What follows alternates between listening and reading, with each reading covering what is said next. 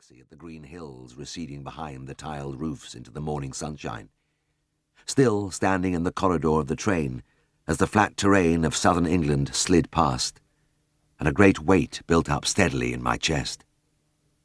My first introduction to the RAF was at Lord's cricket ground. Masses of forms to fill, medicals, then the issue of an enormous pile of kit. I was billeted in a block of flats in St John's Wood, luxurious before the lush fittings had been removed. But they couldn't take away the heavy bathroom wear, and one of our blessings was the unlimited hot water gushing at our touch into the expensive surroundings.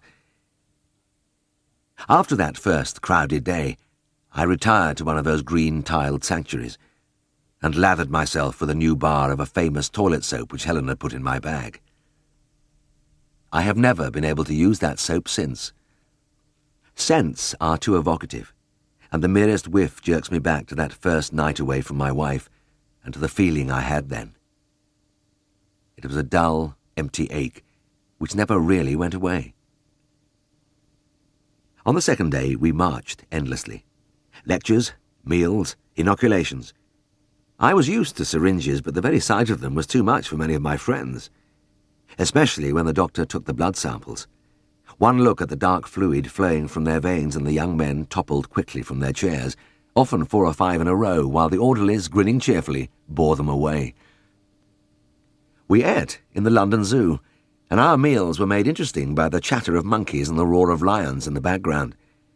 But in between, it was march, march, march, with our new boots giving us hell. And on this third day, the whole thing was still a blur. We had been wakened, as on my first morning, by the hideous 6 a.m. clattering of dustbin lids. I hadn't really expected a bugle, but I found this noise intolerable. However, at the moment my only concern was that we had completed the circuit of the park. The gates were only a few yards ahead, and I staggered up to them and halted among my groaning comrades. "Round again, lads!" the corporal yelled, and as we stared at him aghast, he smiled affectionately. "You think this is tough? Wait till they get hold of you at ITW. I'm just kind of breaking you in gently. You'll thank me for this later. Right, at the double. 1, 2, 1, 2.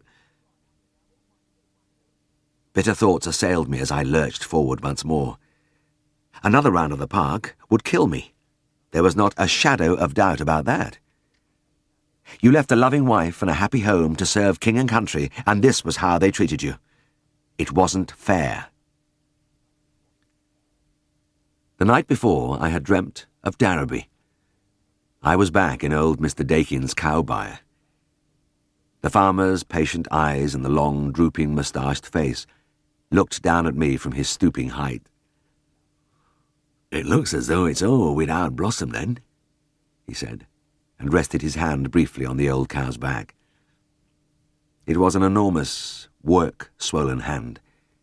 Mr. Dakin's gaunt frame carried little flesh, but the grossly thickened fingers bore testimony to a life of toil.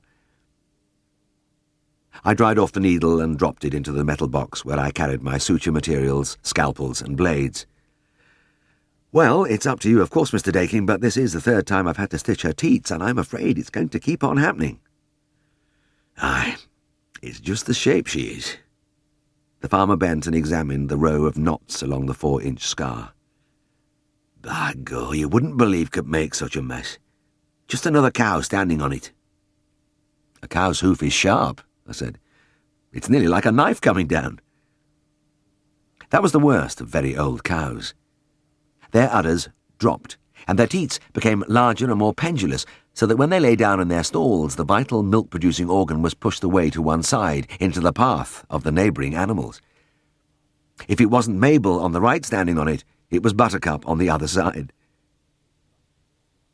There were only 6 cows in the little cobbled bar with its low roof and wooden partitions, and they all had names. You don't find cows with names anymore, and there aren't any farmers like Mr. Dakin, who somehow scratched the living from a herd of 6 milkers plus a few calves, pigs and hens.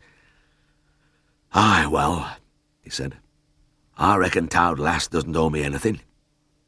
I remember the night she was born 12 years ago. She was out of our Daisy, and I carried her out of this very byre on a sack, and the snow was coming down hard. Since then I wouldn't like to count how many